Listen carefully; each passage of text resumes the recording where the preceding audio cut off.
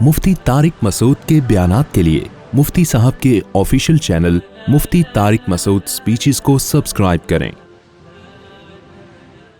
بہت سارے نئے نئے اسکالرز آتے ہیں، میں جو بار بار بولتا ہوں نا چاروں فقہی مذاہب میں سے ایک کو فالو کرو، اس کا مقصد مسلک پرستی کو فروغ دینا نہیں ہے بلکہ لوگوں کو فرقہ واریت سے روکنا ہے، کیونکہ قرآن و حدیث کے نام پہ منجن اب بہت بکے گا۔ جیسے جیسے قیامت قریب آئے گی نا، ہر آدمی نیا منجن لے کے آئے گا قرآن و سنت کے نام پہ۔ تو جنہوں نے اپنے آپ کو جوڑ لیا نا اہل سنت والجماعت کے مسلک سے، چاروں مذاہب اربعہ سے جوڑ لیا، وہ بچ جائیں گے، باقی نہیں بچیں گے۔ یہ میں ریٹن میں لکھ کے دینے کے لیے تیار ہوں، ان کی نسلیں برباد ہو جائیں گی چاہے وہ کسی بھی نام سے ہوں۔ تو کسی بھی نام سے ہو، کیونکہ اللہ تعالیٰ نے صدیوں سے امت کو جو جوڑے رکھا ہے نا، انہی چاروں فقہ کی برکت سے جوڑا ہے۔ لوگ یہ کہتے ہیں جب یہ فقہ نہیں تھے تو پھر کیا تھا؟ پھر زیادہ اختلاف تھا، تو اللہ تعالیٰ نے اس اختلاف کو سمیٹ دیا ہے۔ ائمہ کرام نے، مجتہدین نے ریسرچ کی، اور ریسرچ کرنے کی بدولت وہ اختلاف سمٹتے سمٹتے کم ہو گیا۔ اور یہ جو چاروں فقہا تھے، یہ ائمہ، یہ تابعین، تبع تابعین کے دور کے لوگ ہیں۔ انہوں نے صحابہ، تابعین کو اپنی آنکھوں سے نمازیں پڑھتے ہوئے، تبع تابعین کو دیکھا ہے اپنی آنکھوں سے۔ تو آج کے لوگوں کا علم ان کے لیول کا نہیں ہو سکتا۔ ایک مولانا صاحب کی میں تقریر ابھی سن رہا تھا، کسی نے مجھے بھیجی، انہوں نے کہا ہم اس کے مکلف ہیں کہ پیغمبر صلی اللہ علیہ وسلم کیا کہتے ہیں۔ تو ایک صاحب نے مجھے ان کا کلپ بھیجا، انہوں نے کہا دیکھو یہ کتنی زبردست بات کر رہے ہیں، ہم تو صرف وہ دیکھیں گے قرآن و سنت کیا کہتا ہے، ہم نہیں دیکھنے گے کہ، تو کہتے ہیں میں ان عالم کو فالو کرتا ہوں۔ وہ صاحب جنہوں نے مجھے کلپ بھیجا، انہوں نے کہا میں ان عالم کو فالو کرتا ہوں کیونکہ یہ صرف کس کو فالو کرتے ہیں؟ قرآن و سنت کو۔ میں نے کہا کمال کی بات یہ ہے کہ 15ویں صدی میں یہ قرآن و سنت کو فالو کر رہے ہیں، اس لیے آپ ان کو فالو کر رہے ہو۔ اور ابو حنیفہ اور شافعی وہ تورات اور انجیل کو فالو کرتے تھے کیا؟ وہ تابعین، تبع تابعین کے دور کے لوگ تھے، ان کو آپ اس لیے فالو نہیں کر رہے کہ وہ قرآن و سنت کو فالو نہیں کرتے تھے۔ یہ کیسی عجیب و غریب بات ہے کہ وہ مجتہدین جن پر پوری امت نے اعتماد کیا ہے وہ غلط نکلے۔ پتہ چلا کہ وہ قرآن و سنت کو چھوڑ کے کس کو فالو کر رہے ہیں؟ تورات و انجیل کو۔ اور 15ویں صدی کے مولوی وہ دعویٰ کر رہے ہیں ہم کس کو فالو کر رہے ہیں؟ قرآن و سنت کو۔ تو یہ باتیں جو ہے نا، کوئی غیر مسلم جب مسلمان ہوگا نا، اس کی کھوپڑی میں یہ باتیں نہیں آئیں گی۔ وہ کہے گا یار یہ کیا گھاس کھاتے رہے تھے اب تک بیٹھ کے، اب تک کیا کس کو فالو کر رہے تھے تم لوگ؟ اچھا، ایک اور بات بہت اہم اہمیت سے کی جاتی ہے، یہ میں ان آیتوں کو کی تمہید بیان کر رہا ہوں آپ کے سامنے۔ ایک اور آیت بہت اہتمام سے کی جاتی ہے، قرآن مجید کی آیت پیش کی جاتی ہے کہ یا ایھا الذین آمنوا اطیعوا اللہ واطیعوا الرسول واولی الامر منکم، اے ایمان والو اللہ رسول کی اور اولو الامر کی اطاعت کرو۔ فإن تنازعتم، اگر تمہارا اختلاف ہو جائے، فردوہ الی اللہ والرسول، تو اس اختلاف کو کس کی طرف پھیرو؟ اللہ اور اس کے رسول کی طرف۔ یہ نہیں کہا کہ ابو حنیفہ کیا کہتے ہیں، شافعی کیا کہتے ہیں، مالک کیا کہتے ہیں، احمد بن حنبل کیا کہتے ہیں، اللہ رسول کیا کہتے ہیں۔ تو آج بہت سے لوگ جو ہے نا اس آیت کے نام پہ بھی لوگوں کو گمراہ کرتے ہیں۔ اس آیت کا مفہوم اچھی طرح سمجھو۔ تو وہ کہتے ہیں کہ دیکھو ہم جب اختلاف ہمارا مختلف مسائل میں ہو رہا ہے تو ہم قرآن و سنت پیش کر رہے ہیں، تو قرآن و سنت کو فالو کرو جیسے کہ قرآن کہہ رہا ہے۔ خوب اچھی طرح سمجھیں، یہ آیت صرف آج ہمارے سامنے نہیں ہے، یہ صدیوں سے علماء کے سامنے ہے۔ یہ آیت ابو حنیفہ کے سامنے بھی تھی، امام شافعی کے سامنے بھی تھی، امام مالک کے سامنے بھی تھی، امام احمد ابن حنبل کے سامنے بھی تھی۔ جب ان لوگوں کا مسائل میں اختلاف ہوا تو اس اختلاف کو انہوں نے اس آیت کی روشنی میں کس کی طرف پھیرا؟ قرآن و سنت کی طرف۔ تو قرآن و سنت کی طرف پھیرنے سے بہت سے مسائل میں اتفاق ہو گیا، وہ اجماعی مسائل بن گئے۔ جیسے اس پر اجماع ہو گیا کہ تراویح 20 رکعت سے کم نہیں ہے، 3 طلاقیں کتنی ہوتی ہیں؟ 3 ہوتی ہیں۔ مرد اور عورتوں کی نماز میں فرق ہے، عورت سمٹ کے نماز پڑھے گی، مرد سمٹ کے نماز نہیں پڑھیں گے۔ اس کی دلیل ان کے سامنے اجماع امت تھی، کیونکہ اجماع کو فالو کرنے کا حکم خود قرآن دے رہا ہے۔ تو ان تمام چیزوں پہ ان کا اجماع ہو گیا، اور کچھ مسائل ایسے تھے جن میں ان کا اختلاف ہو گیا۔ تو وہ جو اختلاف ہوا ہے وہ قرآن و سنت کی طرف پھیرنے کے بعد ہوا ہے. اب اس اختلاف کو ختم کرنے کے لیے آپ دوبارہ قرآن و سنت کی طرف پھیرو گے تو قیامت تک یہی کام ہوتا رہے گا, رزلٹ کچھ بھی نہیں آئے گا. اب جب اختلاف باقی رہ گیا اب تھوڑی پھیرا جائے گا اس کو دوبارہ, اب تو ان میں سے کسی ایک کو فالو کیا جائے گا اور دوسرے پہ طنز نہیں کیا جائے گا, کیونکہ وہ اختلاف باقی رہ گیا, وہ ختم نہیں ہو سکتا. اس کا حل یہ ہے کہ اب ان ائمہ میں سے کسی ایک کو فالو کر لیں آپ اور دوسرے پہ طنز کرنا چھوڑ دیں. اب اختلاف باقی رہ کیوں گیا اس کو سمجھو کہ بھائی قرآن و سنت کی طرف جب پھیرا تھا تو اس کے نتیجے میں بہت سے مسائل میں جب اتفاق ہو گیا تو جن مسائل میں اتفاق نہیں ہوا ان میں بھی تو ہو جانا چاہیے تھا نا. جب سب قرآن و حدیث کو فالو کر رہے ہیں تو اختلاف ہوا کیوں ہے, اس کو خوب اچھی طرح سمجھیں. اس لیے اختلاف ہو جاتا ہے کہ ہر مجتہد کے اپنے اصول ہوتے ہیں, وہ ان اصولوں کی روشنی میں قرآن و سنت سے مسائل کو حل کرتے ہیں. مثال کے طور پر امام شافعی کی رائے یہ ہے کہ قرآن اگر آیت ہوگی اس کے مقابلے میں اگر کوئی حدیث بھی ہوگی تو اس حدیث کو بھی اسی طرح لیا جائے گا جس طرح قرآن مجید کی آیت کو لیا جاتا ہے. اس کی میں ایک مثال دیتا ہوں, یہ ٹاپک بہت اہم ہے, اس کو ایسا پلے بٹھا لیں ورنہ زندگی بھر جو ہے نا آج کل جو منجن بک رہے ہیں نا قرآن و سنت کے نام پہ, آپ بھی کوئی منجن خریدو گے اور پھر آپ بھی فرقواریت کی رو میں بہہ جاؤ گے آپ. اور اتنے اسکالرز کے پھر اختلاف نظر آئیں گے نا آپ کو. ایک مفتی کو سنو گے نا یوٹیوب پہ, وہ کہہ رہا ہوگا میں قرآن و سنت کے نام پہ مسئلہ بتا رہا ہوں, وہ الگ مسئلہ بتائے گا. دوسرا قرآن و سنت ہی کے نام پہ الگ مسئلہ بتائے گا. تیسرا بھی لیبل قرآن و سنت کا لگائے گا, اس کا مسئلہ دوسرے سے الگ ہوگا. اتنے اختلافات سامنے آئیں گے کہ آپ کی کھوپڑی گھوم جائے گی. اور جن کی کھوپڑی نہیں گھوم رہی نا انہوں نے ایک کو پکڑ کے بیٹھے ہوئے ہیں, وہ دوسرے کو سن نہیں رہے ہیں. لہذا وہ ایسے اندھے مقلد بنے ہوئے ہیں کہ ایک کی تحقیق کو سننا ہے, دوسرے کی تحقیق کے بارے میں کانوں میں انگلیاں ٹھوس کے بیٹھ جانا ہے. تو اس لیے ان کی کھوپڑی نہیں گھوم رہی ہے. ورنہ آپ اس زمانے کے اسکالرز کو سننا شروع کریں تو آپ کے سر میں جو بال بچے ہیں نا وہ بھی کیا ہو جائیں گے, ختم. ان میں ہر شخص اپنی دعوت دے رہا ہے, میری طرف آؤ. لیبل کیا لگا رہا ہے کہ میں ہوں جو قرآن و سنت بیان کر رہا ہوں. سمجھ میں آ رہی ہے بات کہ نہیں آ رہی؟ اب میں آپ کو جلدی سے چھوٹی سی بات کر کے آگے چلتا ہوں. ہر ایک کے اپنے اصول ہوتے ہیں. دیکھو امام شافعی رحمہ اللہ کا اپنا اصول ہے کہ قرآن اور حدیث کو وہ ایک حیثیت دیتے ہیں.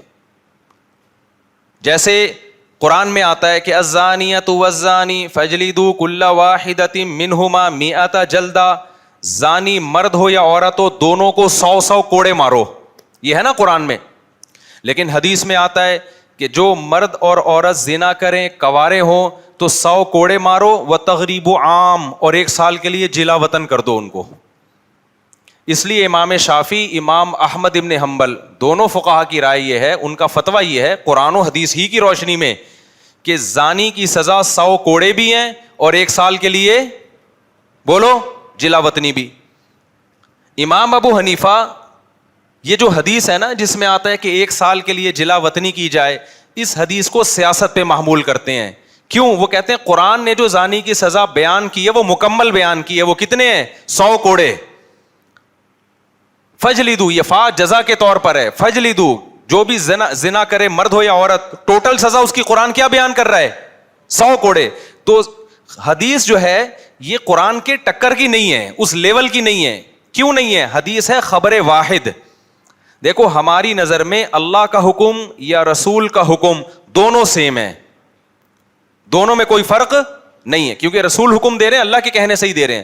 لیکن بات یہ ہے کہ حدیث ہم تک جن ذرائع سے پہنچی ہے وہ اتنے مضبوط نہیں ہے جتنے ذرائع سے قرآن ہم تک پہنچا ہے. مضبوط ذرائع سے, طاقت اور قوت کے لحاظ سے جو ہے نا وہ حدیث قرآن کے ٹکر کی بولو نہیں ہے. یہی وجہ ہے کہ ہم یہ کہتے ہیں کہ اگر حدیث ہم تک اتنی سندوں کے ساتھ پہنچی ہے کہ وہ بھی متواتر ہو گئی ہے, پھر ہم قرآن پہ اس پہ زیادتی کر دیں گے. لیکن حدیث ہم تک پہنچتی ہے حدثنا فلان قال حدثنا فلان قال حدثنا فلان, تو اس میں ایک فلاں جو ہے اس سے غلطی کا امکان بہرحال ہے. جب امکان ہے اور قرآن میں امکان نہیں ہے تو قرآن کو اصل کیا جائے گا اور حدیث میں کیا کی جائے گی؟ تعویل کی جائے گی. تو انہوں نے تعویل کی ہے کہ یہ سیاست پر معمول ہے. بعض دفعہ زنا کرنے والا مرد اور عورت میں عشق معاشقے کی وجہ سے زنا ہوتا ہے, تو نبی صلی اللہ علیہ وسلم نے جزوی واقعے کے طور پر یہ بیان فرمایا کہ ان کو جلا وطن کر دو تاکہ یہ دونوں ایک دوسرے سے کیا ہو جائیں گے, ایک کو آپ نے شام بھیج دیا, ایک کو آپ نے مصر بھیج دیا, ان کا معاشقہ ختم ہوگا. یہ سزا کے طور پہ نہیں ہے, کیونکہ اگر سزا کے طور پر بھیج دیا جائے نا تو وہ تو زنا ہی کو پیشہ بنائیں گے پھر وہ عورت تو, کیونکہ عورت جب دوسرے ملک میں جا کے رہے گی اکیلی, کوئی نہ باپ ہے اس کا وہاں, نہ اس کا بھائی ہے کوئی وہاں پہ, اس کے پاس تو اب زنا کے علاوہ کوئی آپشن بچے گا نہیں پیسہ کمانے کے لیے. اب کوئی پاگل اٹھ کے بولتا رہے ابو حنیفہ نے بخاری کی حدیث کی مخالفت کی, تم لوگ بخاری کو نہیں مانتے, ابو حنیفہ کے فتوے کو مانتے ہو, بخاری کو نہیں مانتے, ابو حنیفہ کے فتوے کو مانتے ہو, تو منجن تو بک جائے گا ٹائٹ والا. لیکن جس کے علم میں رسوخ ہے, جس نے فقہ کو پراپر طریقے سے پڑھا ہے, قرآن و سنت کو پڑھا ہے, وہ سمجھ جائے گا کہ بھائی یہ قرآن و سنت کے نام پہ کیا کر رہا ہے, لوگوں کو الو بنا رہا ہے. لیکن جس کی طبیعت میں اعتدال ہوگا وہ کیا کہے گا, وہ اپنی رائے مسلط نہیں کرے گا, وہ کہے گا بھائی دونوں رائے ہیں, ایک نے اس پہلو کو ترجیح دی ہے, دوسرے نے اس پہلو کو. تو آپ جو ہے ایک فقہ کو فالو کریں اور دوسرے پہ رد بولو نہیں کریں. ایک اور مسئلہ بیان کرتا ہوں تاکہ بات سمجھ میں آئے. اب دیکھو حدیث میں آتا ہے رسول اللہ صلی اللہ علیہ وسلم نے حج کے موقع پہ عرفات میں 2 نمازیں اکٹھی پڑھی ہیں. ایک صاحب مجھ پہ طنز کرنے لگے, حنفیہ وہاں 2 اکٹھی کیوں نہیں پڑھتے حج کے موقع پہ, ظہر اپنے ٹائم پہ پڑھتے ہیں اور عصر اپنے ٹائم پہ. وہاں عرفات میں ایک بنوری ٹاؤن کے عالم نے اعلان کیا کہ جو حنفی فقہ کو فالو کرتے ہیں وہ نمازیں اپنے اپنے ٹائم پہ پڑھیں, وہ نمازیں کیا پڑھیں. اب وہ صاحب بگڑ گئے کہ حنفی شافعی کیا ہوتا ہے, نبی نے کیا کیا ہے. بھائی نبی نے جو عمل کیا ہے نا اس کو ایکسپلین کرنے میں فقہا کا اختلاف ہوا ہے. نبی نے 2 نمازیں اکٹھی پڑھی ہیں, جماعت کے ساتھ پڑھی ہیں, مسجد نمرہ میں پڑھی ہیں.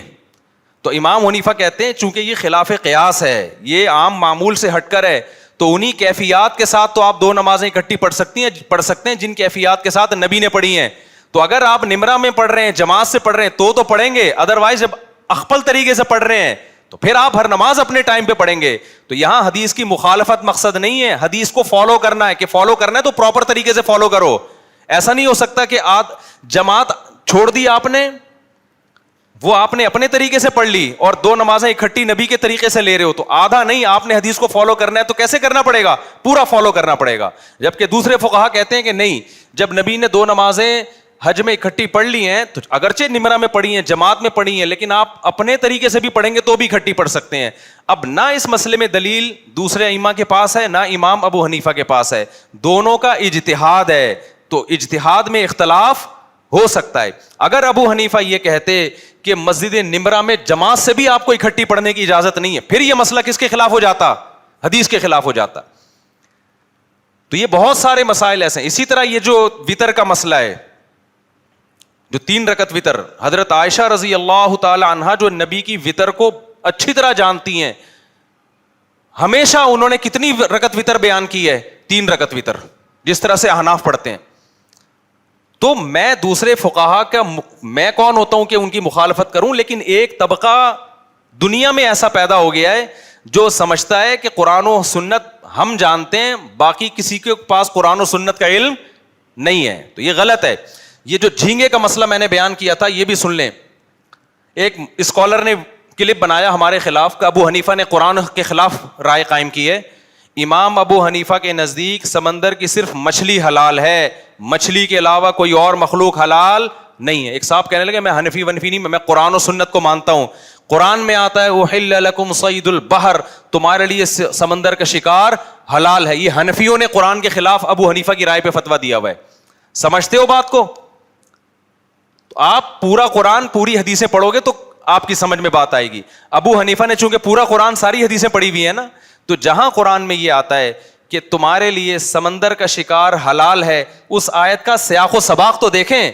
وہاں قرآن احرام کی پابندیوں کا ذکر کر رہا ہے کہ احرام کی حالت میں خشکی کا شکار نہیں کر سکتے, سمندر کا شکار کر سکتے ہو. اس آیت میں اس سے بحث نہیں ہے کہ کیا کر سکتے ہو کیا نہیں کر سکتے, اس میں تو صرف یہ بتایا جا رہا ہے کہ احرام کی پابندیوں میں جو شکار کی پابندی ہے وہ خشکی کے شکار پہ پابندی ہے, سمندری شکار پہ تم پہ پابندی نہیں ہے. باقی امام حنیفہ نے جو کہا کہ صرف مچھلی حلال ہے, اس کی حدیث, اس کی دلیل صحیح حدیث ہے. احلت لنا میتتان, ہمارے لیے 2 مردار حلال ہیں, السمک والجراد, ٹڈی اور مچھلی. باقی تمام مردار قرآن کے مطابق اپنی اصل پہ ہیں. حرمت علیکم المیتۃ, قرآن کہہ رہے ہر قسم کے مردار کو ہم نے حرام قرار دیا ہے. تو حدیث نے کتنوں کو مستثنی کیا ہے؟ بولو, مچھلی کو اور ٹڈی کو, بس یہ 2 حلال ہیں. اور پھر یہ جو آج کے نئے نئے اسکالرز آ رہے ہیں نا, جب ان کے خلاف جواب دو تو ایسے پی کے بیٹھ جاتے ہیں بالکل ٹھنڈے پیٹوں, غائب, مارکیٹ سے کیا ہو جاتے ہیں, شارٹ. اور اگر آپ یہ کہتے ہو کہ نہیں جی سمندر کی ہر مخلوق حلال ہے, ابو حنیفہ نے قرآن کے خلاف فتویٰ دیا ہر مخلوق حلال ہے, پھر آپ اپنی بات پہ قائم رہو. پھر صرف کیکڑا حلال نہیں ہوگا, مگرمچھ بھی حلال ہوگا, کیونکہ مگرمچھ بھی کبھی پانی میں بھی رہتا ہے اور کبھی, اصل تو پانی کا جانور ہے وہ, جیسے کیکڑا زیادہ پانی میں رہتا ہے, کبھی کبھار انجوائے کرنے کے لیے ساحل پہ آتا ہے اور پکڑ لیتے ہیں اس کو. تو پھر بولو مگرمچھ بھی حلال ہے. یہ صرف کیکڑا کھانے کے لیے قرآن و حدیث سمجھ میں آ رہا ہے, اور مگرمچھ کی جب بات آتی ہے تو گول کر جاتے ہیں. تو پھر پوری بات کرو. باقی یہ ہمارا ظرف ہے کہ اتنے مضبوط دلائل ہونے کے باوجود بھی ہم امام شافعی کا احترام کرتے ہیں. ہم کہتے ہیں امام شافعی کی نظر میں کیکڑا حلال ہے. امام شافعی نے قرآن کی اس آیت کو فالو کیا ہے, احلت لکم صید البحری, کہ تمہارے لیے سمندر کا شکار حلال. امام شافعی کی نیت غلط نہیں ہے, مقصد قرآن کو فالو کرنا ہی ہے. لہذا ہم کیکڑے کو ناجائز سمجھ کے بھی امام شافعی کی رائے کا بہرحال احترام کرتے ہیں. ان پہ وہ طنز نہیں کرتے, وہ انگلیاں نہیں اٹھاتے جو آج کل اہل حدیث حضرات ہم پہ طنز کر رہے ہوتے ہیں کہ یہ قرآن حدیث کو نہیں مانتے, ابو حنیفہ کی اندھی تقلید کر رہے ہیں. آپ ابو حنیفہ کے دلائل پڑھو گے تو پتہ چلے گا جو ابو حنیفہ نے قرآن سمجھا ہے نا, یہ 15ویں صدی کے اسکالرس تو کم از کم نہیں سمجھ رہے. ان کو ان کی دلیل ہی سمجھ میں نہیں آتی, تو قرآن کہاں سے سمجھ میں آئے گا ان کے. اور ایک آخری بات کہ اگر امام ابو حنیفہ کی رائے کمزور ہے کہ مچھلی کے علاوہ سب مخلوق حلال ہے, اور اس بارے میں ابو حنیفہ کی رائے کمزور ہے, تو سوال پیدا ہوتا ہے, عرب تو 3 طرف سے پانی میں ڈھکا ہوا ہے, کوئی ایک ضعیف روایت نہیں ملتی کہ نبی صلی اللہ علیہ وسلم یا صحابہ نے مچھلی کے سوا سمندر میں کبھی کچھ کھایا ہو. آپ ساحلی علاقوں پہ جائیں, آپ کو ہر قسم کی مخلوق کھانے والے لوگ پوری دنیا میں ملیں گے کہ نہیں ملیں گے, لیکن ہمیں نہیں ملتا کہ صحابہ کرام میں کہیں کسی نے مچھلی کے علاوہ کوئی کسی مخلوق کو سونگھا بھی ہو. کھانا تو دور کی بات ہے, وہ کھاتے نا, کوئی ضعیف حدیث میں ہوتا کہیں کہ کیکڑا کھایا ان لوگوں نے مگرمچھ کھایا, یا انہوں نے یہ کھایا, انہوں نے وہ کھایا. پھر بھی ہم احترام کرتے ہیں, امام شافعی ہمارے لیے قابل احترام ہے, لیکن یا تو مقلد بنو یا محقق بنو. مقلد بنو تو تمیز سے بنو, اور محقق بنو تو پھر پوری تحقیق کرو. ایک آدھ اسکالرس کی کلپ دیکھنے والا کوئی محقق نہیں ہوتا, اور محقق تو تمہارے اندر صلاحیت نہیں ہے تحقیق کی. پتہ ہے کیا ہے تمہیں قرآن و سنت کا؟ تو بہت مضبوط موقف ہے امام حنیفہ کا, اور صرف اس مسئلے میں نہیں, ہر اس مسئلے میں جس میں احناف نے ابو حنیفہ کے قول کو اختیار کیا ہے. جو موقف احناف کو کمزور لگا اس موقف میں ابو حنیفہ کو احناف نے چھوڑ دیا ہے. جیسے مثال اس کی ہے کہ نماز استسقاء, جو بارش کی نماز ہے نا, ابو حنیفہ کی رائے ہے کہ امام حنیفہ نماز استسقاء کے قائل نہیں ہے, لیکن چونکہ صحیح احادیث ہیں اس بارے میں, تو احناف نے اس بارے میں کس کے قول کو چھوڑ دیا؟ ابو حنیفہ کے. اس میں یہ تعویل کی ہو سکتا ہے بھائی ان تک حدیث نہ پہنچی ہو, تو صاحبین کے قول پہ فتویٰ دیا ہے. امام ابو حنیفہ کے نزدیک دار الحرب میں سود لینا جائز ہے, لیکن احناف میں اس پہ فتویٰ نہیں دیا, فتویٰ صاحبین کے قول پہ دیا ہے کہ نہیں جائز ہے. امام ابو حنیفہ کے نزدیک عقیقہ منسوخ ہے, اور اس میں امام صاحب کے دلائل بھی ہیں, لیکن پھر بھی احتیاطاً احناف نے فتویٰ کس کے قول پہ دیا؟ صاحبین کے. نہیں, سنت عمل ہے. تو یہ جو ہم پہ الزام لگتا ہے نا کہ ابو حنیفہ کی اندھی تقلید کرتے ہیں, شخصیت پرستی ہے, یہ ویسے ہی غلط ہے. اور رفع الیدین کے بارے میں بھی ابو حنیفہ کا موقف بڑا زبردست ہے.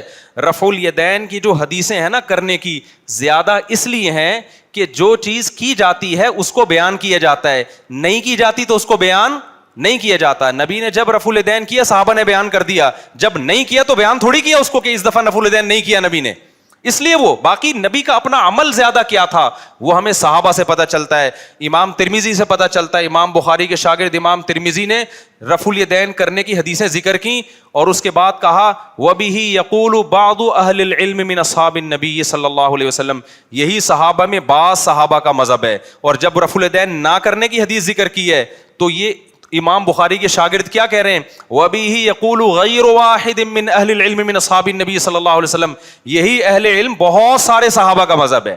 کرنے کی بات آئی تو بعض کا, اور ان بعض کے نام بھی بیان کیے کہ یہ قائل ہیں. جب نہیں کرنے کی بات آئی تو کہا بہت ساروں کا مذہب ہے, اور ان بہت ساروں کے نام ذکر نہیں کیے, کیونکہ جو بہت سارے ہوتے ہیں ان کے نام مذکور نہیں ہوتے. تو मंजन जो है ना, मंजन, मैं फिर बता दूं, मैं रफुल दैन के झगड़ों में नहीं पड़ता, कोई कर रहा है करता रहा है, लेकिन जो ना करने वालों को समझते हैं ना अंधे मुकल्लिद हैं, तो कभी आप हमारे पास बैठो, पता चल 3 तलाक के मसले में तो बेड़ा ही गर्क कर दिया पूरी उम्मत का। कुरान 3 तलाक को 3 कह रहा है, हदीसें 3 तलाकों को 3 कह रही हैं, सहाबा के सारे फतवे 3 तलाकों को 3 कह रहे हैं, चारों अइम्मा 3 तलाकों को 3 कह रहे हैं। आप कह रहे हैं हदीस की रोशनी में 3 कितनी होती हैं? 1।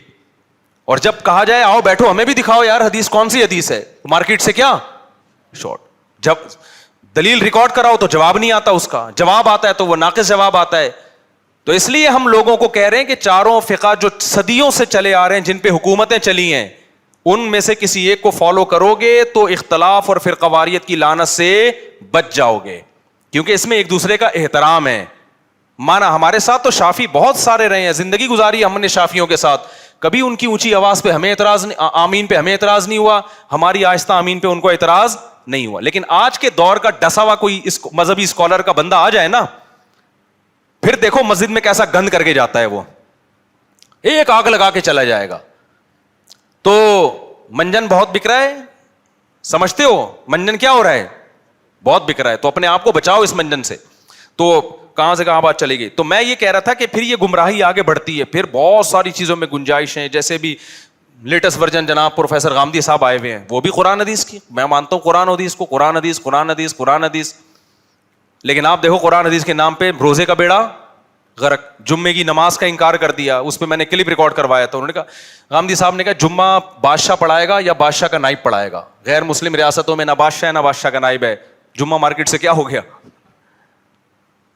और फिर दलील क्या दी है कि असलाफ में, सहाबा के दौर में, ताबीन में तो खलीफा पढ़ाया करता था, हज्जाज बिन यूसुफ पढ़ाया करता था, और भाई वो हज्जाज बिन यूसुफ होने के बावजूद उसको जुम्मा पढ़ाना आता था। आज भी हम कहते हैं कि पढ़ा दो भाई, वजीर आजम आके पढ़ा दे, हम अड़ जाएंगे, आता कहाँ है पढ़ाना वजीर आजम को। ये इसकी क्या दलील है कि गवर्नर नहीं पढ़ा रहा तो इमाम भी नहीं पढ़ाएगा। आप जुम्मे कोई कुरान की आयत है कि तुम पर जुम्मा फर्ज किया गया है, जुम्मे की तरफ दौड़ के आओ तुम। तो ये सब जो है ना, रोजे के कितनी बड़ा इंकार कर दिया गामदी साहब ने। कुरान ने रोजे की इजाजत दी है 2 सूरतों में, एक सफर में और एक बीमार में। इम्तिहान कल है आपका, रोजा छोड़ने की आपको इजाजत बोलो नहीं है। और जो हदीस पेश की है वो सफर से मुताल्लिक है, जिसमें नबी ने रोजा तोड़ने का हुक्म दिया, और जिहादी सफर था वो। तो नए नए स्कॉलर्स आ रहे हैं मार्केट में, कोई मौसीकी को जायज़ कह रहा है कि शादी ब्याह में गाने बजाओ, कोई दलील सबके पास होती है, लेकिन उस दलील को समझने की सलाहियत अल्लाह ने हर एक को नहीं दी होती। इसके दलील का मफहूम क्या है, ये किस मौके के लिए है, ये हर एक के पास नहीं होती। और रसूलुल्लाह सल्लल्लाहु अलैहि वसल्लम ये बात समझा के जा चुके हैं। आपने फरमाया अल्लाह ने मेरी उम्मत में 2 तबके पैदा किए हैं, एक जो मेरी हदीस का मतलब जानते हैं, और एक वो जो सिर्फ हदीस जानते हैं मतलब नहीं जानते। क्या हदीस है वो, रुब्बा हामिली फ़िक़्हिन गैरु फ़क़ीहिन, फरमाया कुछ इल्म की बात जानते तो हैं समझते नहीं हैं। तो हम अपनी तरफ आपको दावत नहीं दे रहे, हम कह रहे हैं फ़ुक़हा को फॉलो करो, फ़ुक़हा किराम को फॉलो करो जो ज्यादा कुरान और सुन्नत समझते थे, और इनका फ़िक़्ह मुरत्तब है, हर चीज मिल भी जाएगी उसमें आप। वरना आप जो आज के स्कॉलर्स हैं ना, 4 स्कॉलर्स को बिठा दो आप, 4 स्कॉलर्स को, और फिर उनके दरमियान आप जरा बहस छेड़ के देखो, मुर्गों की लड़ाई ना हो तो मेरा नाम बदल देना, वो कुछ कह रहा होगा, वो कुछ कह रहा होगा, वो कुछ कह रहा होगा, वो कुछ कह रहा होगा, तभी बैठते नहीं है। टीवी में एक ही आएगा, दूसरा नहीं आएगा उस मसलक का, उसको पता है मेरा वाला दूसरा आ गया ना तो बेड़ा गर्क कर देगा। लेकिन जो फ़िक़ही मज़ाहिब को फॉलो करने वाले लोग हैं, 99.9% वो मसाइल में क्या होते हैं, एक होते हैं। कहीं से भी फतवा ले लो, फतवा एक ही आ गया, इल्ला माशाअल्लाह बहुत कम मसाइल हैं जिनमें उनका जाके इख्तिलाफ होता। आप मुझसे यहां मसला पूछें कि जी कितने किलोमीटर पे या कितने दिन स्टे की नीयत हो कि हम कसर पड़ेंगे, मैं यहां बताऊंगा आपको 15 दिन किसी इलाके में ठहरने की नीयत कर ली आपने तो आप मुकीम बन गए। शाम में किसी हनफी आलिम से पूछेंगे वो भी कहेगा 15 दिन।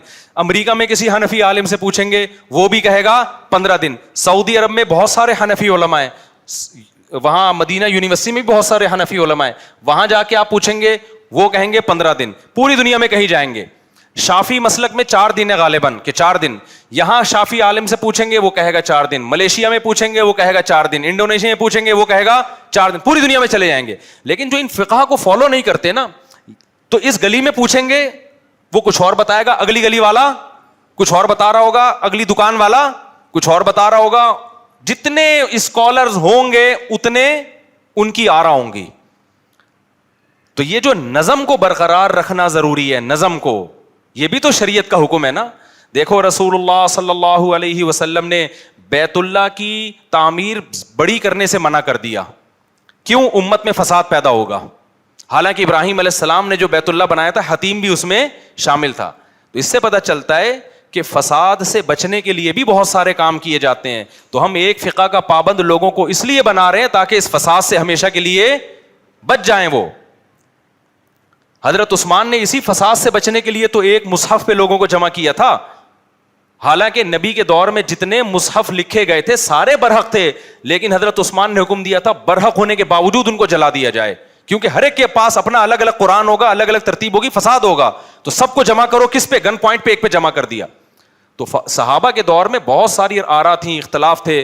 تو جب سمٹ کے 4 فقہی مذاہب میں وہ سمٹ گئی ہیں وہ, تو اب امت کو بھی گن پوائنٹ پہ اسی پہ, یا تو یہ ہوتا نا چاروں بھی ختم ہو کے ایک پہ آ جاتے, وہ ممکن نہیں ہوا نہیں وہ. اور اس میں رحمت بھی تھی, کیونکہ بعض دفعہ مجبوری کے نزدیک شوہر اگر گم جائے تو عورت کبھی بھی شادی نہیں کر سکتی, کبھی بھی نہیں شادی کر سکتی. ایک اہل حدیث عالم تھے, ٹی وی میں بیٹھے ہوئے تھے میرے ساتھ نا, وہ امام حنیفہ پہ طنز کیا انہوں نے کہ اگر کوئی شوہر عورت کا گم جائے تو عورت کبھی بھی اس سے کہیں بھی شادی نہیں کر سکتی. وہ امام حنیفہ کہتے ہیں 99 سال انتظار کرے. طنز کیا نا انہوں نے. تو یہ دیکھو حنفیوں کا کیسا مذہب ہے. تو میں نے ان سے کہا امام ابو حنیفہ نے تو 99 سال کا اس لیے بول دیا کہ مطلب یہ کہ کر ہی نہیں سکتی شادی وہ, اس لیے ہم نے یہاں فتویٰ کس کے قول پہ دیا؟ فقہ مالکی پہ دیا فتویٰ. یہاں احناف نے حنفیہ کے مذہب کو چھوڑا ہے, کیونکہ بلوا میں اور فسادات میں بہت سارے مرد مارکیٹ سے کیا ہو جاتے ہیں؟ شارٹ. تو ہمیں تو دوسرے امام کا قول مل گیا, ان سے ہم نے سہارا لے کے 4 سال کا قول لے لیا. امام مالک کی نظر میں کتنا ہے؟ 4 سال. میں نے کہا ہم تو پہلے ابو حنیفہ کے مقلد تھے, وہ چھوڑ کر ہم نے کس کی تقلید کر لی؟ عوام کی ضرورت کے لیے نا, کیونکہ ہم چاروں کو برحق مانتے ہیں. جہاں ضرورت ہوگی تو وہاں دوسرے قول پہ. میں نے کہا آپ کا کیا قول ہے؟ آپ تو قرآن و حدیث کو مانتے ہو نا, کوئی ایک حدیث دکھا دو کہ 99 یا 100 سال عورت انتظار کرے گی یا نہیں کرے گی, کہیں اور شادی کرے گی. تو آپ کے پاس کیا دلیل ہے؟ کوئی دلیل نہیں ہے. آپ تو اس کو ہمیشہ کے لیے بٹھا رہے ہو. ہم آپ سے پوچھتے ہیں کہ کیا دلیل ہے کہ جی عورت کہیں اور شادی کر سکتی ہے؟ حدیث تو اس بارے میں کیا ہے؟ خاموش ہے. تبھی تو علماء میں اختلاف ہوا ہے, حدیث خاموش ہے اس بارے میں. جب اجتہاد ہوا ہے تو اجتہاد ابو حنیفہ کا بھی ہو سکتا ہے, امام مالک کا بھی ہو سکتا ہے. ہم نے کہا یہاں ابو حنیفہ کا اجتہاد سوسائٹی میں چل نہیں پائے گا, زنا پھیلے گا سوسائٹی میں. تو ہم نے کس کے اجتہاد کو فالو کر لیا؟ امام مالک کے, کیونکہ ہم ان کو بھی برحق مانتے ہیں. آپ تو نہ ادھر مانتے ہیں نہ ادھر مانتے ہیں, تو آپ تو قرآن و سنت کو مانتے ہیں. تو کوئی ایک حدیث کائنڈلی میرے سامنے آپ پیش کر دیں کہ 4 سال انتظار کرے گی یا 4000 سال انتظار کرے گی. نہ کچھ بھی نہیں ہے. تو جو اجتہاد پہلے چل رہا ہے اس کو بھی فالو نہیں کر رہے, تو سوائے فساد کے میرے بھائی کچھ بھی حاصل ہونے والا نہیں ہے. تو ایک حاصل جنگ میں لوگوں کو ڈال دیا. خیر ہم آگے چلتے ہیں. تو اصل میں جو یہ بتانا چاہ رہا تھا کہ دیکھو شریعت کی جو نصوص ہے نا, جو قرآن و سنت کی نصوص ہیں, اہل حدیث میں نا مجھے ایک ڈھنگ کے مولوی لگے ہیں, مولانا وہ کیا نام ہے, احتشام الہی ظہیر, اور ان کے بھائی ابتسام. پہلا میں نے اہل حدیث عالم دیکھا ہے جو اختلافی مسائل کو اعتدال سے بیان کرتے ہیں. ان کو میں نے پھر شکریہ کا میسج بھی بھیجا. ان سے کسی نے پوچھا بھینس کی قربانی جائز ہے یا نہیں, تو انہوں نے جواب دیا کہ ہماری رائے میں جائز نہیں ہے, لیکن یہ اختلافی مسئلہ ہے, علماء کا اس میں اختلاف ہے. ہم سمجھتے ہیں کہ بھینس چونکہ گائے کی جنس میں سے نہیں ہے, بھینس گائے کی جنس میں سے نہیں ہے, نہ اس کو گائے کہا جاتا ہے, نہ وہ گائے والی ایٹیٹیوڈ ہے اس کے. گائے پانی سے بھاگتی ہے, اور بھینس کو جہاں پانی نظر آئے نا تو بھینس بھول جاتی ہے کہ میرا مالک کون ہے, پانی میں گھستی ہے. بہت واقعی فرق ہے, بہت ساری چیزوں میں فرق ہے. تو انہوں نے کہا ہماری رائے یہ ہے کہ بھینس کی قربانی جائز نہیں, کیونکہ 4 جانوروں کی قربانی جائز ہے. مجھے ان کا اسٹائل بہت اچھا لگا, اگرچہ ان کے دلائل سے ہمیں اختلاف ہے. وہ اختلاف اس لیے ہے کہ بھینس کی قربانی پر امت کا اجماع ہو چکا ہے, اور پرانے جو اہل حدیث علماء ہیں وہ بھی اس کو جائز کہتے تھے. اور دوسری بات یہ کہ ٹھیک ہے بھینس گائے کی جنس میں سے نہیں ہے, لیکن گائے کے ساتھ لاحق ہے, کیونکہ قربانی یہ جو 4 جانوروں کی قربانی ہوتی ہے نا, اونٹ, گائے اور دمبا اور بکری, ان کی اس لیے ہے کہ یہ چوپائے ہیں اور پالتو ہیں. تو اس معاملے میں بھینس گائے کی طرح ہے کہ وہ بھی جنگلی جانور نہیں ہے, چوپایا بھی ہے اور کیا ہے, پالتو بھی ہے. اسی وجہ سے یہ جو گلگت میں خاص قسم کا جانور پایا جاتا ہے نا, پتہ نہیں کیا کہتے ہیں اس کو, مارخور ہے یا جنگلی بھینسا ہے, کیا ہے, یاک. تو اس کی قربانی میں بھی اختلاف اسی بیس پہ ہوا. جنہوں نے کہا کہ یہ پالتو بن سکتا ہے, پل سکتا ہے, گھریلو ہو سکتا ہے, تو انہوں نے کہا اس کی بھی جائز ہے, کیونکہ ہماری نظر میں حکم کا مدار پالتو ہونے پر ہے. چوپایا بھی ہو, ایسا نا پالتو تو بلی بھی ہوتی ہے, اسی کو کاٹ دیا پتہ چلا, مرغی بھی ہوتی ہے, چوپایا ہو اور کیا ہو, پالتو ہو. تو اس میں یہ بھینس گائے کے ساتھ لاحق ہے. تو لیکن مجھے ان کا اسٹائل اچھا لگا, اور مجھے پہلے اہل حدیث عالم ملا ہے جو بات کیا کرتے ہیں, ذرا اعتدال سے. تو اگر یہ اعتدال بھی ہو جائے تو بھی غنیمت ہے یار, چلو آپ نہیں فالو کرو, لیکن اعتدال سے اپنی رائے اگر پیش کرنی ہے تو اعتدال سے تو کرو نا اپنی رائے. لیکن آپ دیکھیں کیا ہو رہا ہے ان لوگوں کو, یہ رفع الیدین نہیں کرتے, ابو حنیفہ کے اندھے مقلد ہیں, ان کو کیا پتا 3 طلاقیں ایک ہوتی ہیں, ان مولویوں نے حلالے سینٹر کھولے ہوئے ہیں. یہ کس نے کھولا ہے حلالہ سینٹر بھائی؟ اور اگر کسی نے کھولا ہے تو جو مرضی کرو اس کے ساتھ جا کے یار. دنیا میں 2 نمبر لوگ ہر جگہ ہوتے ہیں, ہر جگہ 2 نمبر لوگ ہوتے ہیں. روحانی عامل تو 2 نمبر ہوتے ہی ہیں ٹوٹل نا, وہ تو 1 نمبر تو ان میں ہوتا ہی نہیں ہے.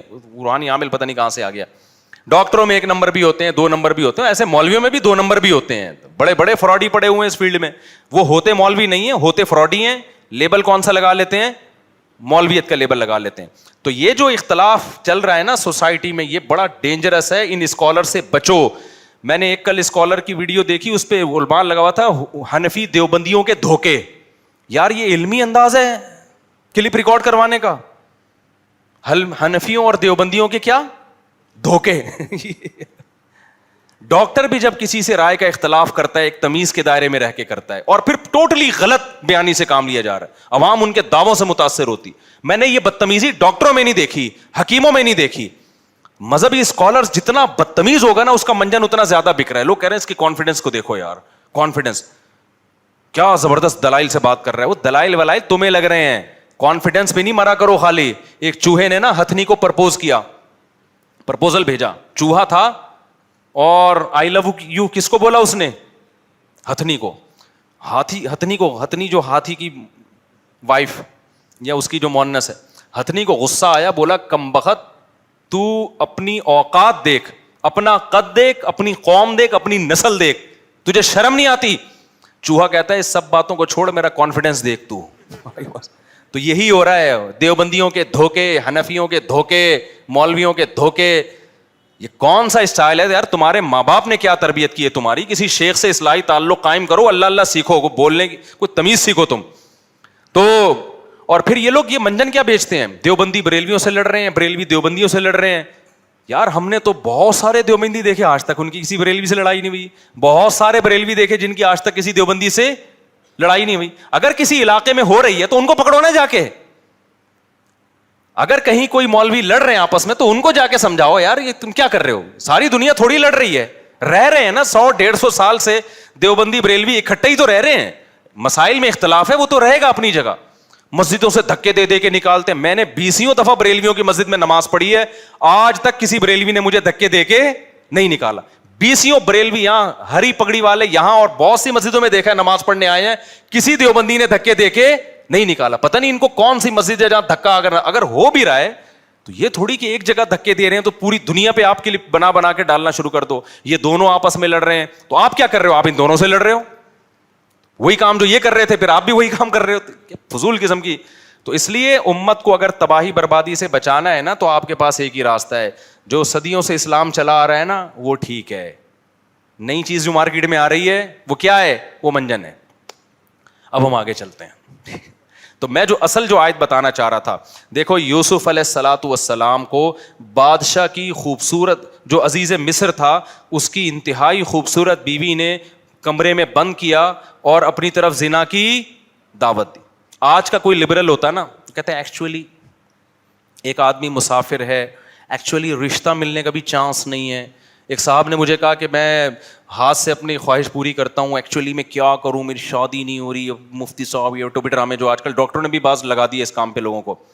میں نے کہا میرے بھائی قرآن مجید میں اللہ کا حکم ہے الا علی ازواجہم, مرد اپنی خواہش بیوی کے علاوہ کسی اور راستے سے پوری نہیں کر سکتا.